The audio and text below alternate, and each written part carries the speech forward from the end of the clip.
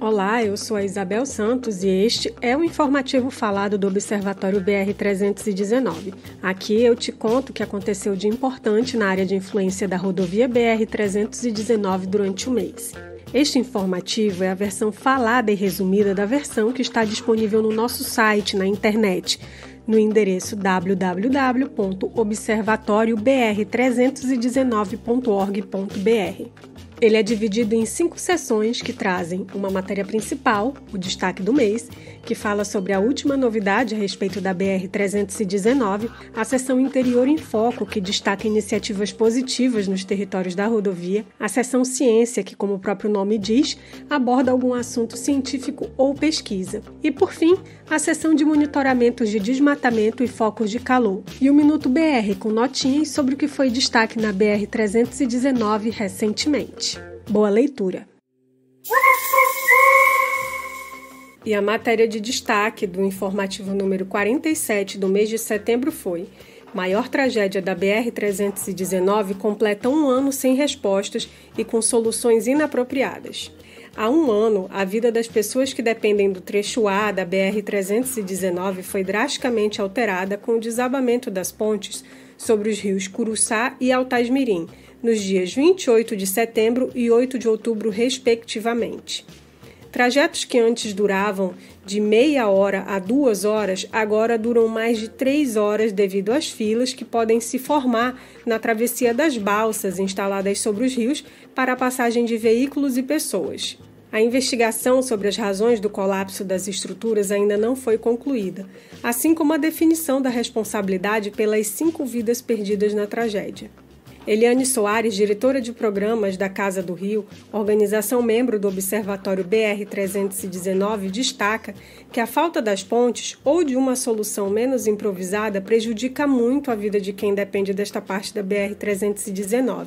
Como exemplo, ela cita que as pessoas demoram muito para ir e vir no trecho e que os custos de transporte encareceram, fazendo com que tudo virasse uma bola de neve, elevando os preços de itens básicos para a sobrevivência da população, como alimentos, água e gás.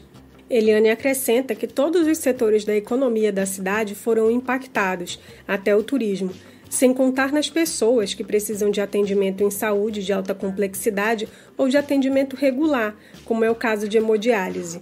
A situação é desgastante para a população, principalmente do ponto de vista emocional, pois não tem informação, não tem diálogo e a menor sensibilidade em diminuir os transtornos cotidianos na vida de quem não tem a menor condição de contorná-los. A solução encontrada pelo DENIT para viabilizar o tráfego nos pontos de desabamento das pontes sobre os rios Curuçá e Altaismirim foi a instalação de balsas geridas pela ANTAQ, solução inadequada para a realidade local, pois, no primeiro trecho, a travessia provoca filas devido ao tempo que a balsa leva para ir de um lado para o outro do rio.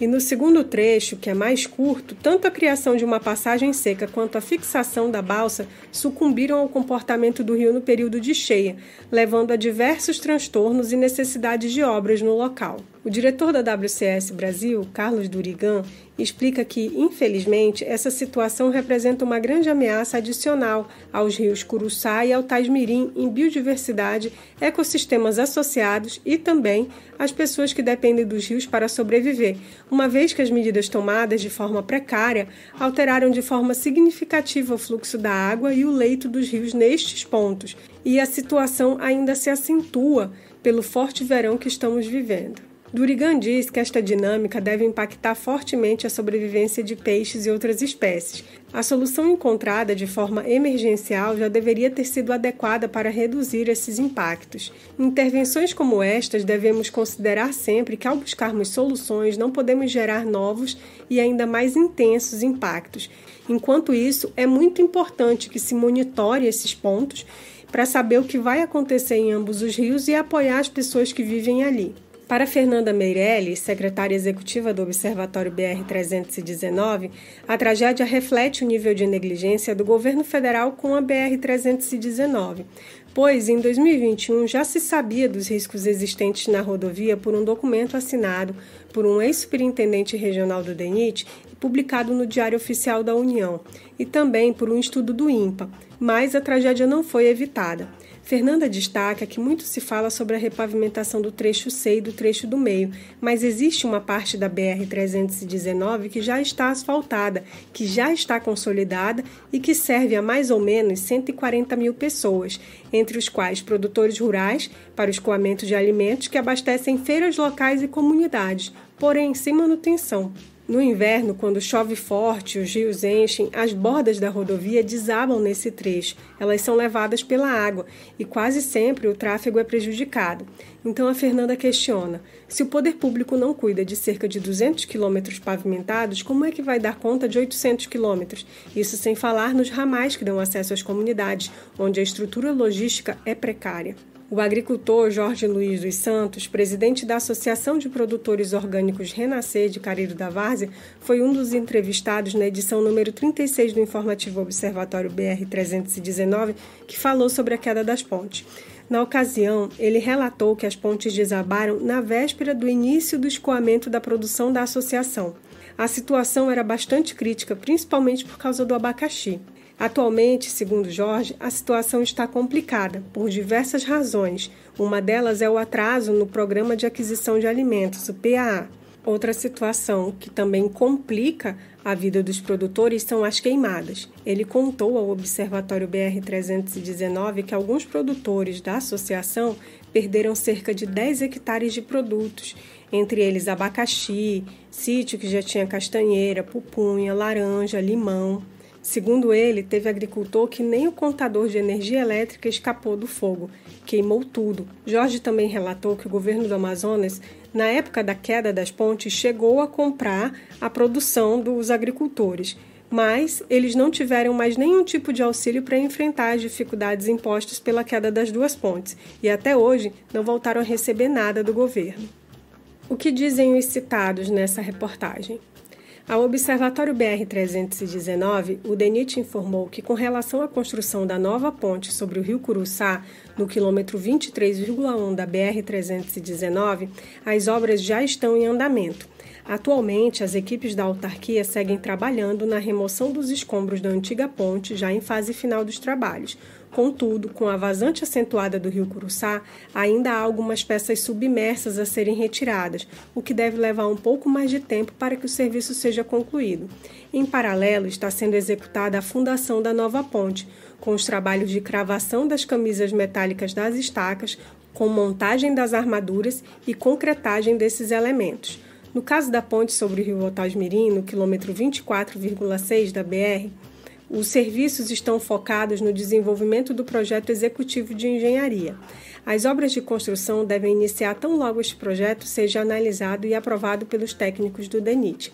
Com relação ao orçamento para a construção das duas pontes e remoção dos escombros, o DENIT deve investir aproximadamente 24,8 milhões na ponte sobre o rio Curuçá e 18,9 milhões na ponte sobre o rio Otásmirim. Sobre as mortes causadas na queda da primeira ponte, a Polícia Civil informou que o inquérito policial ainda não foi finalizado e depende de documentos a serem enviados pelo DENIT para dar continuidade ao processo. No entanto, uma matéria publicada pelo portal A Crítica noticiou que pelo menos 10 pessoas devem ser indiciadas por homicídio culposo e lesão corporal a partir da investigação que a Polícia Civil realizou e que dividiu os responsáveis em dois núcleos: aqueles que irão responder pela já comprovada falta de manutenção da estrutura da ponte e aqueles que contribuíram para o sobrepeso na via. Esta foi a matéria de destaque do informativo número 47 de setembro de 2023 do Observatório BR-319. A matéria da seção Interior em Foco do informativo número 47 é: Povo Apurinã cultiva 41,6 hectares de agrofloresta na TI Caititu, no Amazonas. A terra indígena Caititu, território do povo Apurinã, é um refúgio que estoca e absorve carbono da atmosfera em Lábrea, município no sul do Amazonas e liderança entre as 50 cidades do Brasil que mais desmataram nos últimos 4 anos, segundo o MAP Biomas. No local, o povo Apurinã implementou 37 unidades de sistemas agroflorestais, os SAFs, distribuídas em 21 aldeias, somando uma área de 41,6 hectares, que estão em plena produção de frutos, feijões, tubérculos e outros alimentos. Os SAFs são uma modalidade de plantio agroecológico que produz alimentos sem desmatar ou usar agrotóxicos. É uma iniciativa que contribui para a remoção de gases do efeito estufa da atmosfera e conserva ecossistemas, além de garantir segurança alimentar e geração de renda por meio da comercialização da produção. O cultivo dos SAFs auxilia também na recuperação de espaços anteriormente exauridos e transforma o ambiente. A implementação dos sistemas agroflorestais é apoiada pelo projeto Raízes do Purus, realizado pela Operação Amazônia Nativa, a OPAN, organização membro do Observatório BR-319, com patrocínio da Petrobras e do Governo Federal. Este texto foi adaptado do original publicado no site www.raizesdopurus.com.br. O título da seção Ciência do informativo número 47 é Porque Manaus e municípios vizinhos estão sob fumaça. Desde a segunda quinzena de agosto, municípios da área de influência da BR-319 e outros do sul do Amazonas têm convivido com fumaça. A situação é comum há alguns anos, mas não deve ser normalizada, uma vez que afeta a qualidade de vida da população e do meio ambiente. Na região metropolitana de Manaus, que inclui a capital, Altazes, Careiro, Careiro da Várzea e Manaquiri, a densa nuvem de fumaça durante todo o mês de setembro causou prejuízos à saúde e até acidentes na rodovia BR-319, mesmo o Amazonas registrando menos focos de calor em comparação ao mesmo período do ano passado. Mas isso tem uma explicação. De acordo com a Secretaria de Estado do Meio Ambiente do Amazonas, isso aconteceu devido a uma convergência de fatores.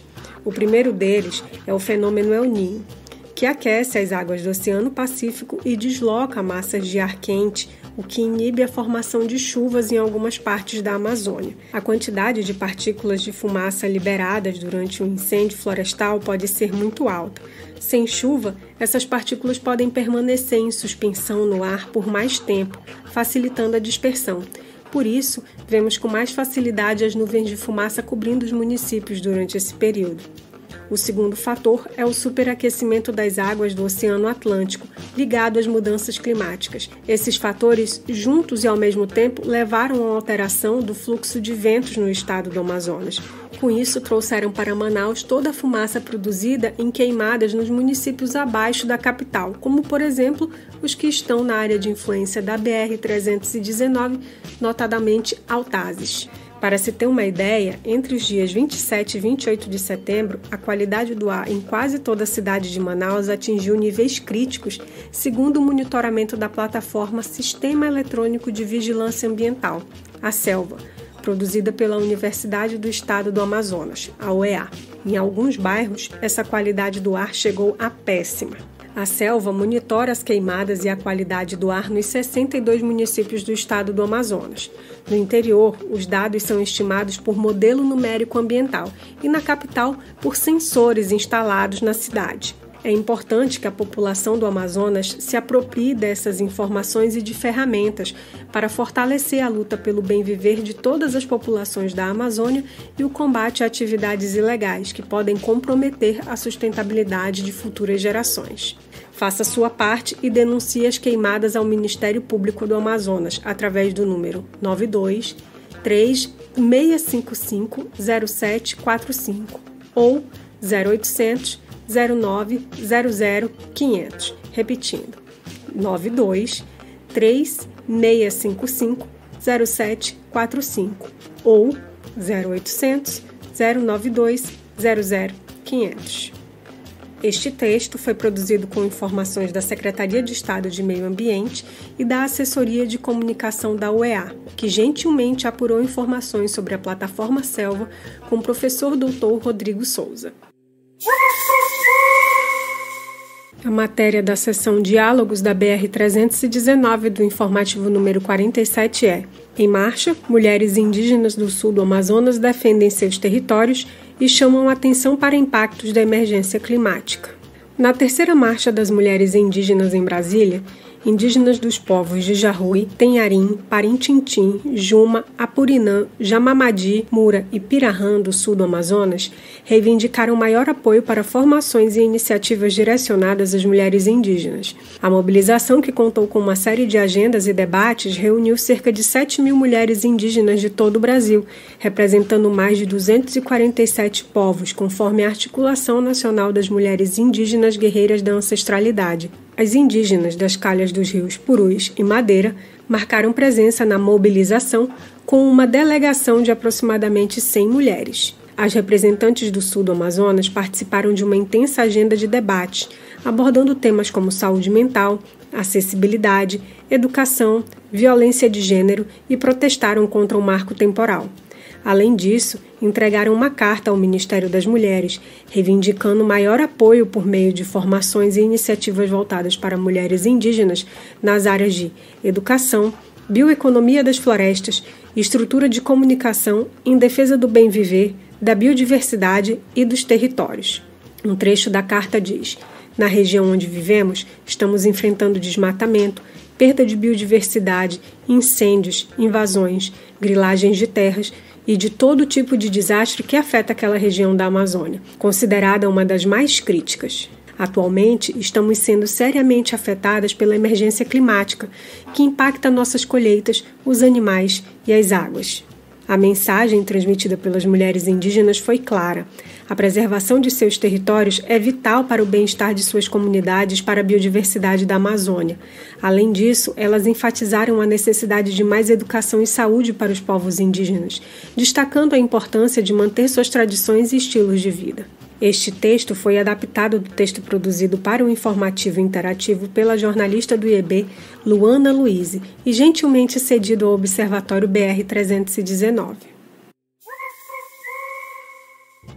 Entrando na reta final desta edição do Informativo Falado, agora nós vamos aos dados de monitoramento de desmatamento correspondentes ao período de agosto de 2023. Mês no qual houve uma redução de 60% no desmatamento na Amazônia Legal, que foi acompanhada pelos estados do Amazonas, com 50%, e de Rondônia, com 69%, e também a área dos 13 municípios sob influência da BR-319, que reduziu em 64% o desmatamento em comparação ao mesmo mês do ano de 2022. Todos os 13 municípios, sob influência da BR-319, registraram desmatamento em agosto de 2023. Em comparação ao mesmo mês do ano anterior, houve um aumento no desmatamento nos municípios de Altazes, Beruri, Careiro, Manaquiri e Manaus, todos na região norte da rodovia. Destaque para o município de Beruri, com o maior aumento de 114 hectares em 2022 para 185 hectares em 2023, um crescimento de 71 hectares de desmatamento. E Careiro da Várzea, que não havia registrado desmatamento em agosto do ano passado e nesse ano de 2023 registrou 103 hectares. Nos municípios de Borba, Canutama, Humaitá, Lábrea, Manicoré, Porto Velho e Tapauá, houve redução no desmatamento em relação a agosto de 2022. Destaque para a Lábrea, que reduziu de 6.522 hectares em 2022 para 1.347 hectares em 2023, um decréscimo de 5.175 hectares de desmatamento. Nos municípios de Beruri e Manaquiri, os valores foram os maiores para o mês de agosto na série histórica monitorada, de 2010 a 2023. Apesar da redução, Porto Velho e Lábrea ficaram entre os 10 municípios com maior taxa de desmatamento da Amazônia Legal, respectivamente em segundo e em 8º lugar.